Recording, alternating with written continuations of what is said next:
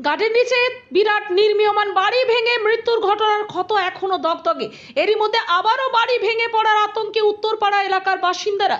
সেই কারণ দর্শিয়ে এবার ব্যানার পোস্টার পড়লো উত্তরপাড়ায়। তাতে লেখা, উত্তরপাড়ায় বেআইনি নির্মাণ বন্ধ না হলে আদালতের দ্বারস্থ হবেন তারা।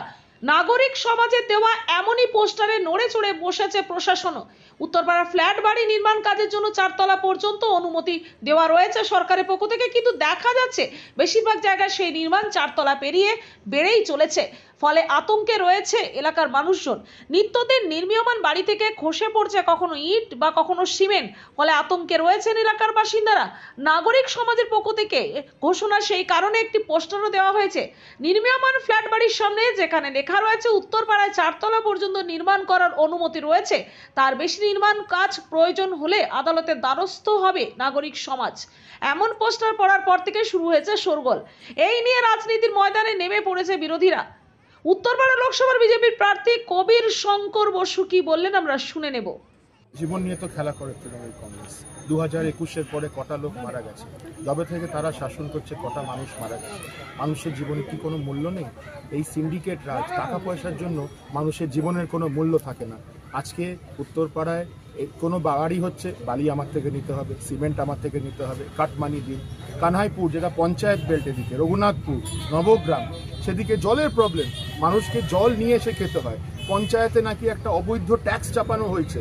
মানুষ এই ট্যাক্সগুলো কেন চাপানো হচ্ছে, করলে কোথায় যাচ্ছে, এগুলো সব খুঁটিয়ে খুঁটিয়ে দেখে যারা যারা চুরি করেছে তাদের সবাইকার প্রতি ব্যবস্থা নেব। মানুষকে বলবো, মোদিজি যেটা বলে, না খাউঙ্গা না খানে দুঙ্গা। সবাইকে সচেতন করছি, যারা যারা চুরি করেছে আপনাদের দিন এবার শেষ। নির্বাচনে জয়ের ব্যাপারে আপনি নিজে কতটা আশাবাদী? আবার বলছি, নরেন্দ্র মোদিজি যেখানে চেহারা, কোথায় ভারতবর্ষকে কোথায় নিয়ে গেছে। তৃণমূলের সাংসদ কি করেছে? ভারতবর্ষর ন্যাশনাল সিকিউরিটিকে বিক্রি করে দিয়েছে ব্যবসায়ীর হাতে। উনি ভারতে দুবাইয়ে অ্যাক্সেস হয়ে যাচ্ছে লগ ইন আইডি পাসওয়ার্ড। এখানকার সাংসদ উনি নকল করে যাচ্ছেন ভারতের উপরাষ্ট্রপতিকে। এই তো কালচার। উন্নয়নের জন্য কি করেছেন? আর একদিকে মোদিজি, যিনি বলছেন বিকশিত ভারত গড়ে তুলবেন, মানুষের কল্যাণ হোক। আমি সংকল্প নিয়েছি, আমাদের সকল আজকে বিজেপির কার্যকর্তাদের একটাই সংকল্প, সেরা শ্রীরামপুর, বিকশিত শ্রীরামপুর গড়ে তুলব। মানুষ মোদিজিকে আশীর্বাদ করবে, আমি নিশ্চিত হয়ে বলছি। আমি একটা কথা বলি, যেটা হচ্ছে কবির শঙ্কর বোস বিজেপি কি বললো, আমি এসে কর্ণপাত করছি না। তারা সব কি ভালো কাজ হলেও বলবে, খারাপ কাজ হলেও বলবে, ঠিক আছে, ওদের স্বভাবই এটা। যেটা হচ্ছে আরে ভারতীয় জনতা পার্টি তো টোটালটাই বেআইনি।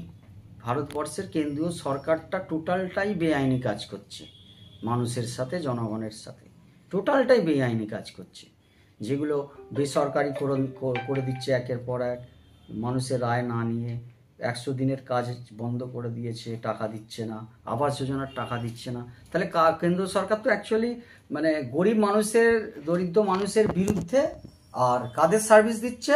সমস্ত ব্যাংক, সমস্ত রাষ্ট্রায়ত্ত সম্পত্তি আমাদের যা আছে, ঠিক আছে, সব কিছু প্রাইভেটের হাতে তুলে দিচ্ছে। এটা তো নিজেই বেআইনি কাজ করছে। বিজেপি কি করলো বললো আমার সাথে যায় আসে না।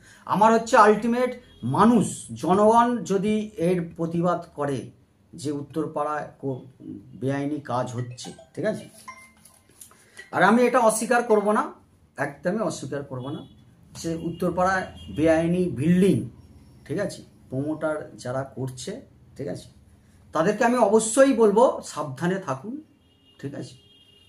হুগলি থেকে রাকেশ চক্রবর্তী রিপোর্ট, নূতন ভোর।